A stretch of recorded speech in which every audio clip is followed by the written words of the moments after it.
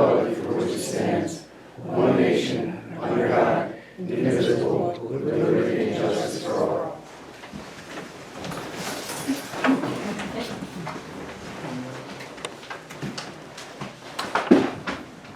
All right. We had an executive session here for some personnel discussions. Any, what'd you say? What? Oh, yeah, talk about me. Any public comment at this time?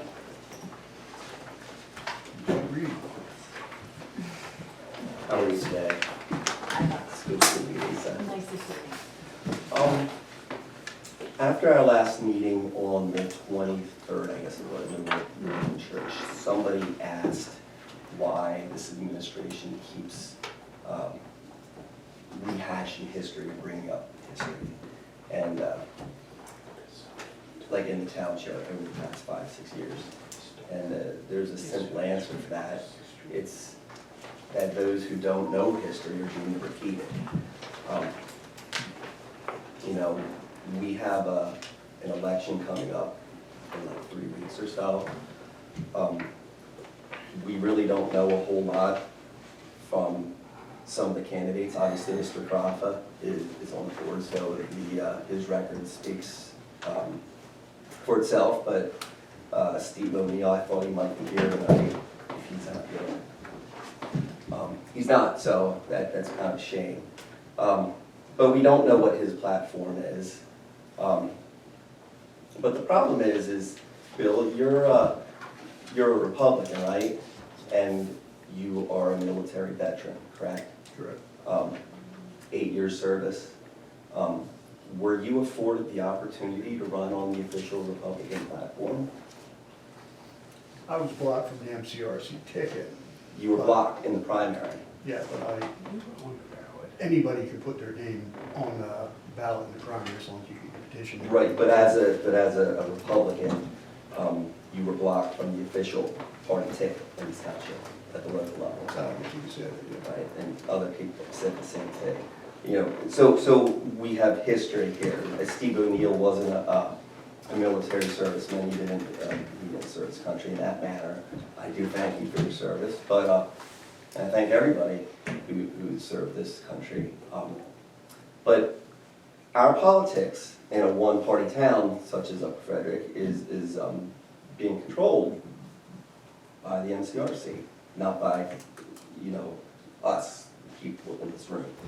Sean Frisco, who had resigned last year, is the party chair in the Area 1. He controls who's on the ticket, and his choice gets put out there. So the grassroots Republican group was formed because of that, because it's not an official party group, Republican group recognized, and so there's no. You were blocked from the ticket. You served a country, Steve didn't. I wanted a comment on that from him. He's not here, so I can't directly ask him. But the thing is that if we keep doing this and this problem isn't addressed, right? I know this might not be the place to talk about this, but we don't ever talk about this. There's no transparency in these elections here. So Sean controls the ticket. You can't get on there. You lose because you're not considered a Republican. They don't take your service record into consideration at all. And then next thing you know, since the Democrats never run anybody, you're able to run on that platform. So you're a Republican who is going to run on the Democrat ticket, provided you get enough write-in votes from the Democrat Party, and they allow you on the ticket. Is that correct? Yes. Right. Yeah. But if you weren't blocked from the official party platform, you know, we wouldn't be in this situation right now. So the problem that I'm having there is this. The history matters. Sean Frisco controls this party here, and he's still interfering with our elections.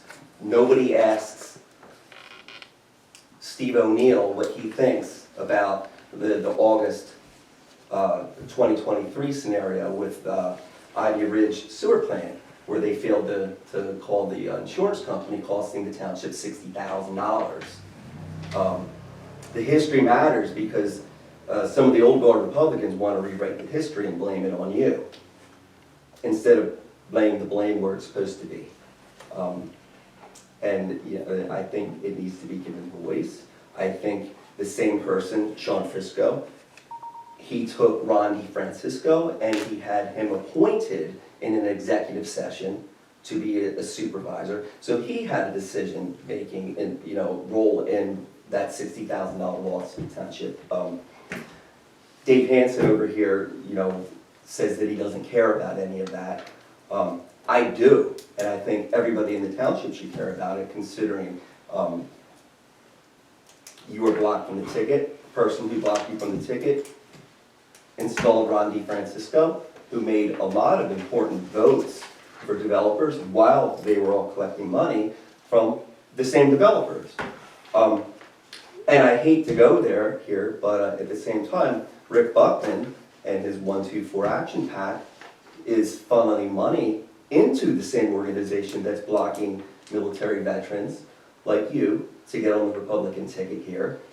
And outside influences are sending money in here to block the military veteran from getting on there. The same people endorsed the pedophile who was on that very board, 1-2-4 Action Fund. Nick Fountain was on Rick Buckman's. He founded the organization with Rick Buckman and his wife. They endorsed a pedophile to be on their board and to run in Montgomery County in Skippack Township, but they blocked the military guy. I find it extremely appalling. I think on every level, this is why we fought a Revolutionary War. We don't kiss the rings of kings, and they blocked somebody who served their country. So I just want that to be out there. I want all Republicans in this township who believe in law and order, because the Republican Party is the party of law and order, to actually think about that with their vote and vote for Bill Carafa. Thanks.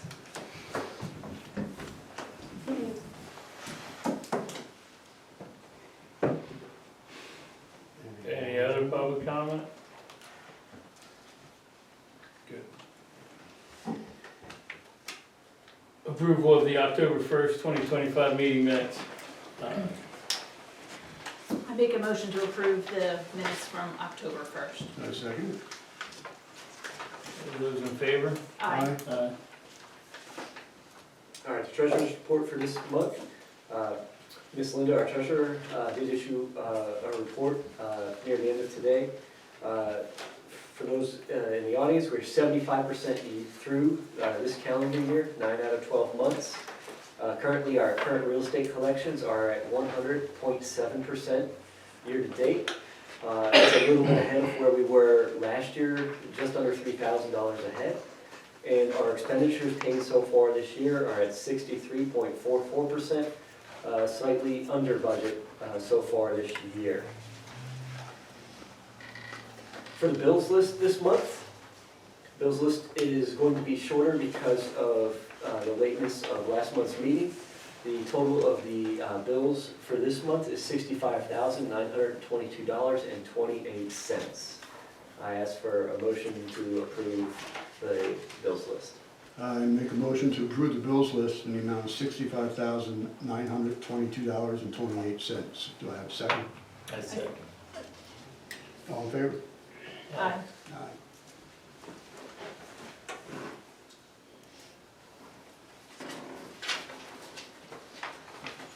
Human Services. State Police report, they were out here 34 times, looking through it. Looks like 6 or 7 of them were just, somebody might be on vacation, just checking on the properties. But it does count as a call. But nothing of major reports in the township. Plymouth ambulance? I did not receive a report from Plymouth Ambulance. You followed up with them? I have. Mr. Kenna?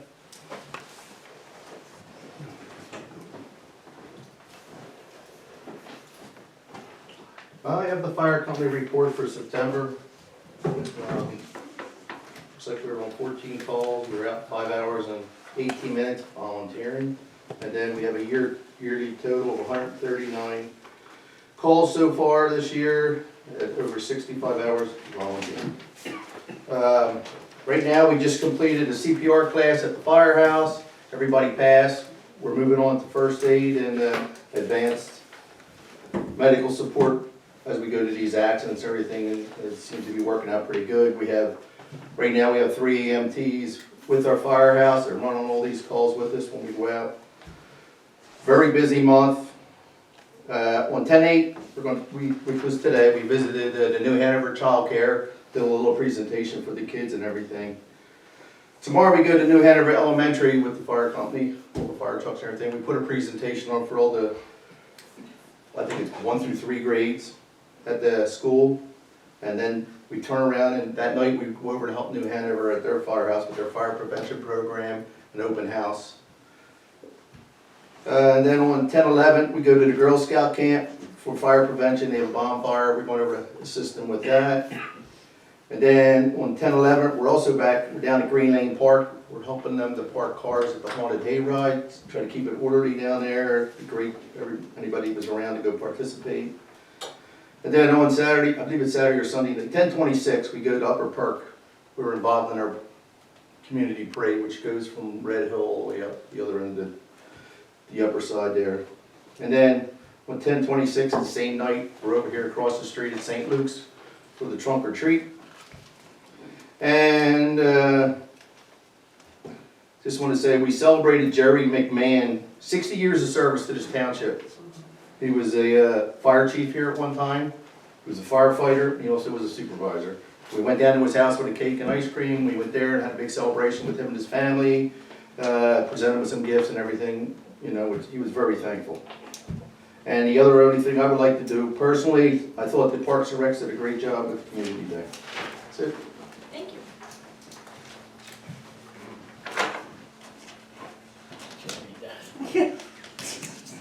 Looks like I wrote that. Good evening, Nate Donato, Fire Marshal, Emergency Management Coordinator here at Upper Frederick Township. I have my September report here. We received all of our materials for Fire Prevention Month. We held our meeting with Montgomery County Department of Public Safety for the upcoming Limerick drill. We also dropped off fire prevention materials at Frederick Living, just some fire safety materials for those folks over there. A big update that I have, we have uploaded all of our calls into the new reporting software for the state, so that was the big undertaking, just learning the new system, putting all of them in. And attended last month's supervisors meeting. That's all I have, and I'll echo Doug's sentiments about Community Day. I think Parks and Rec did a very good job with that. Thank you very much. Thanks, Nate. Doug, I did want to touch on one thing for the firehouse there. I wanted to know if I could get, we're in budget season here, and we were looking to get annual financial reports from the firehouse for the years that are missing. I think we're missing one for 24. Yes, 24. Right. So we were hoping to The get 24 that budget or the financials? financials. Financials. I know Jared's in the hospital. I'll see what I can do about that, get that to you. Okay. Water sewer plant, Matt? Yep, no violations to report. Just want to thank the residents that participated in the copper and lead testing at Perkiomen Crossing. I had to get samples from 9 different residents and sent them into DEP.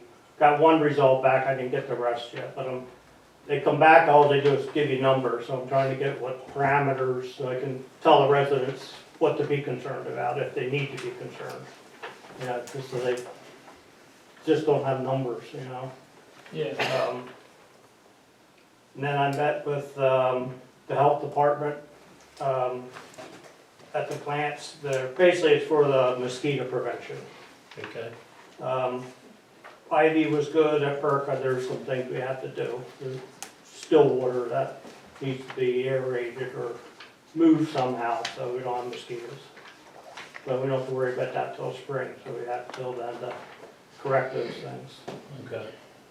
Is that the person that just called me? Yes. The other day, it was like a spot call, he said he hadn't done it before or something like that? Yeah, they didn't know these plants existed. Yeah. I had met him before at some. Secret's out of the bag.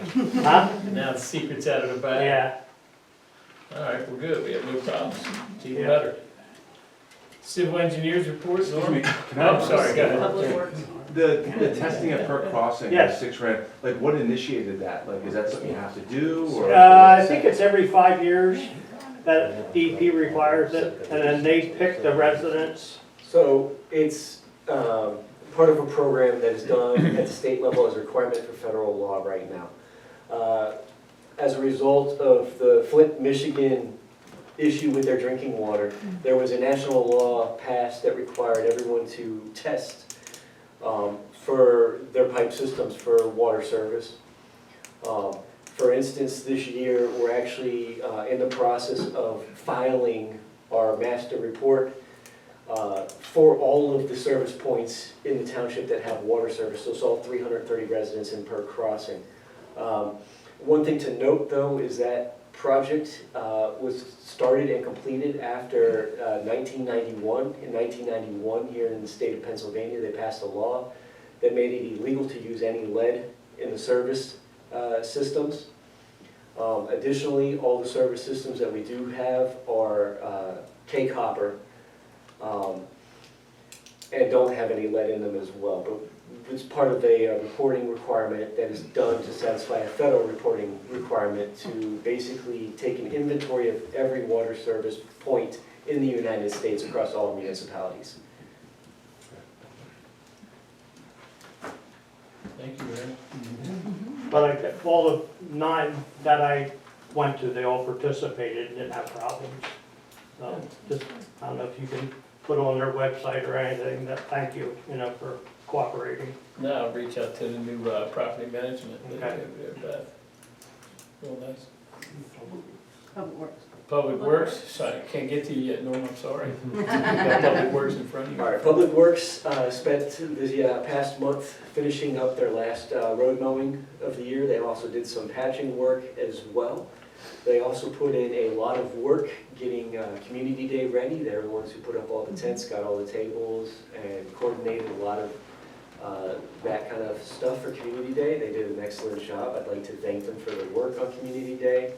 And also, echo what we've heard from others as well, the Parks and Recs Board did an awesome job, an absolutely awesome job Community Day.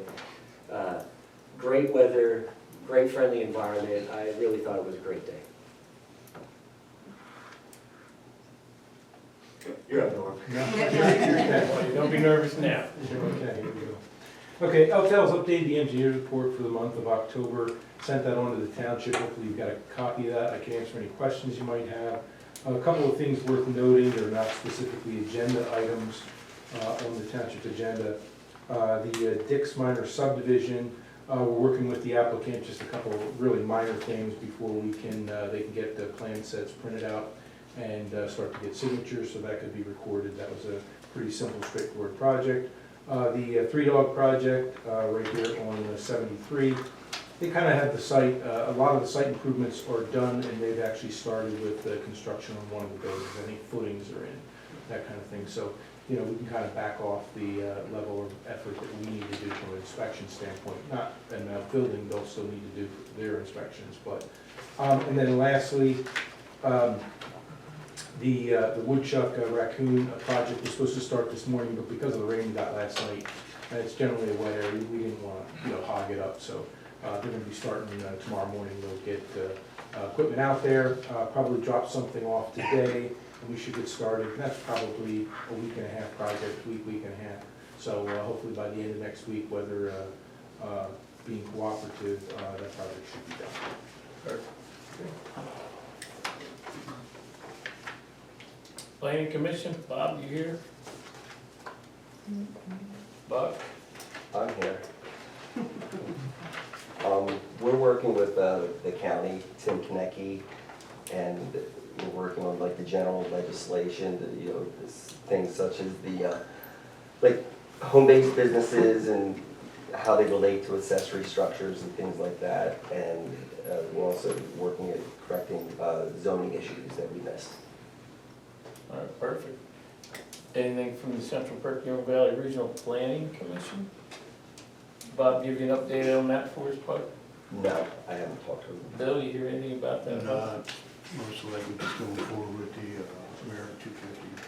Did it meet recently? Because they meet every other It'll be month, right? coming up. They got a meeting coming up, I didn't know if they met yet. The focus has been basically on the water project that's in progress right now as far as flood The waters. floodplain? Right. Okay. And the American 250. Okay, It's a big push.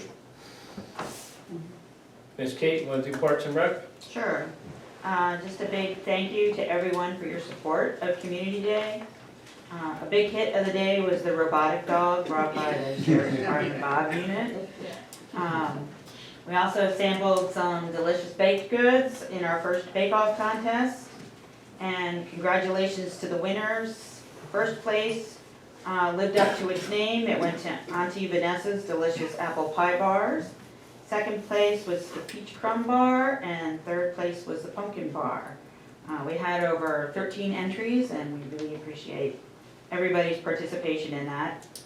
I also just want to give special thanks to our volunteers and the Public Works crew, township staff and supervisors, the fire company, the community organizations, first responders, and marketplace vendors, and Moshe's and Bonsi Brewing. And lastly, a big thank you to my fellow Parks and Rec committee members for all this work to make this possible. And I do want to note a correction on the board agenda. Our next meeting date is October 21st, not the 28th. I'll talk to that guy who put that there.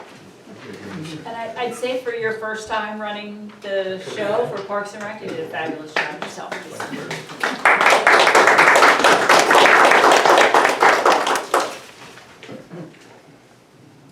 I think that this has been the best one ever for the community day. That's very nice. Yeah, I appreciate that. Appreciate that. All right. All right, next up on the agenda, just give a brief overview for the board. County requires us every other year to renew our emergency operation plan. Our fire marshal is just finishing up putting the touches on that. So tonight I have in front of you resolution number 2025-14, and that's a resolution to accept the changed and updated emergency operations plan. Okay. I'd like to make a motion to approve the revision of the 2025 emergency operation plan, and I ask for a second. I second. All in favor? Aye. Aye. Aye. Motion carried.